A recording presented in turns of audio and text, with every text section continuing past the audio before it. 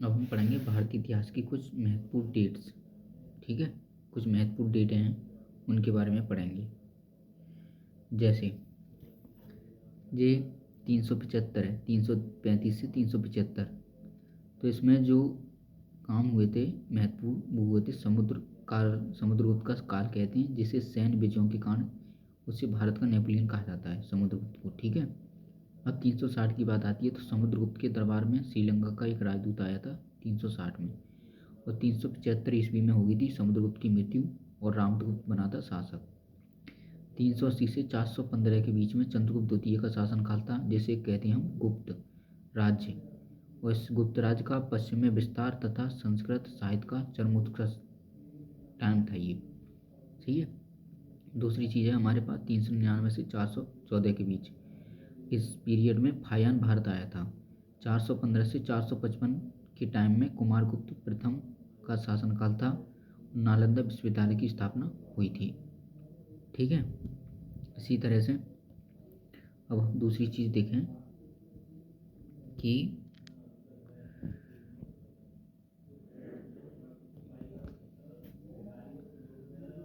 455 467 इसमें क्या हुआ था कि स्कंदगुप्त का काल था, इसे कहते हैं हुड़ों का प्रथम आक्रमण। इस समय हुआ था हुड़ों का प्रथम आक्रमण। और 415 से 455 कुमारगुप्त प्रथम का शासनकाल था। नालंदा विश्वविद्यालय की स्थापना की थी कुमारगुप्त ने। 467 से 540 ईस्वी में गुप्त वंश का अवनति काल था। इसमें गुप्त वंश का क्या हो गया था, पतन हो गया था। उसके बाद देखते हैं हम 500 से 532 ईस्वी, इसमें तोर माड़ तथा मीर कुल के अधीन उत्तर भारत में हुड़ों का शासन था। सही है।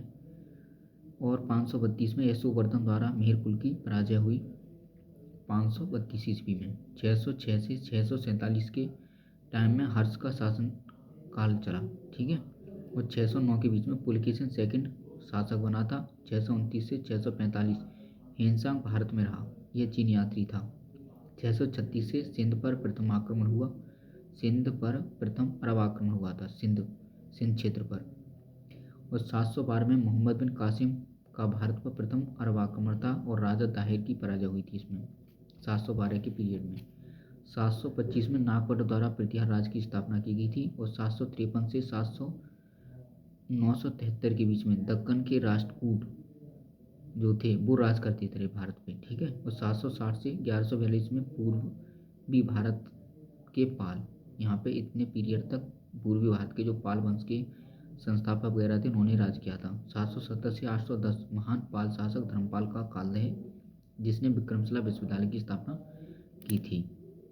जैसे कुछ पॉइंट हैं जैन धर्म के बारे में, तो जैन परंपरा के अनुसार इस धर्म में 24 तीर्थंकर हुए। कितने हुए?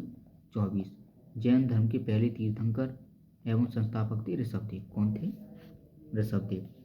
अब अंतिम तीर्थंकर थे महावीर स्वामी के अनुयायी, और अंतिम तीर्थंकर महावीर स्वामी थे और इनके अनुयायी निग्रंथ कहलाते हैं। क्या कहलाते हैं? निर्ग्रंथ।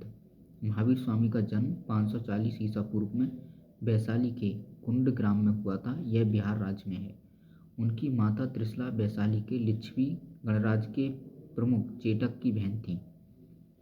और महावीर स्वामी को जमभ्रक ग्राम के निकट ऋजुपालका नदी के तट पर ज्ञान प्राप्त हुआ था। महावीर की पत्नी का नाम यशोदा था। यशोदा से जन्म लेने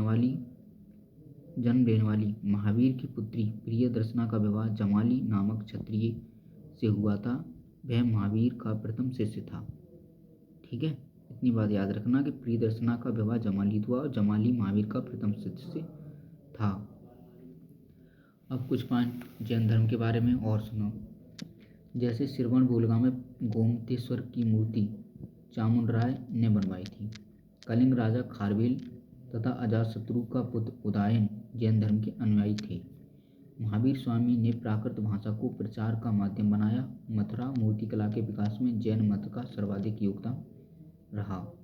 जैन धर्म दो संप्रदायों श्वेतांबर एवं दिगंबर में बंट गया। जैन धर्म का प्रसिद्ध सिद्धांत साम्यस्यादवाद यानी सप्तभंगी ज्ञान या अनेकांतवाद है। जैनियों द्वारा शरीर को भूखा रखकर प्राण त्यागने को संलेखना विधि कहा जाता है। जैन मठों को बसदी कहा जाता था।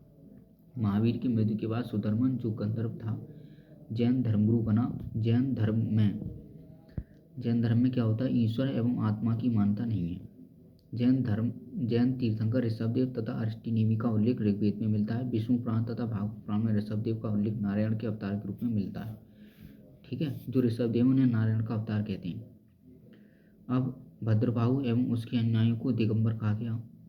ये दक्षिणी जैनी कहा जाते थे। स्थूलभद्र एवं उसके अनुयायियों को श्वेतांबर कहा गया। जैन अनुश्रुतियों के अनुसार पार्श्वनाथ को 100 वर्ष की आयु में सम्मेद पर्वत पर निर्वाण प्राप्त हुआ। और जैन धर्म के ज्ञान के 3 स्रोत हैं, प्रत्यक्ष, अनुमान एवं तीर्थंकरों के वचन। महावीर के जीवन काल में 10 गणधर की मृत्यु होगी। महावीर के बाद केवल शुद्धधर्मण जीवित था। ठीक है।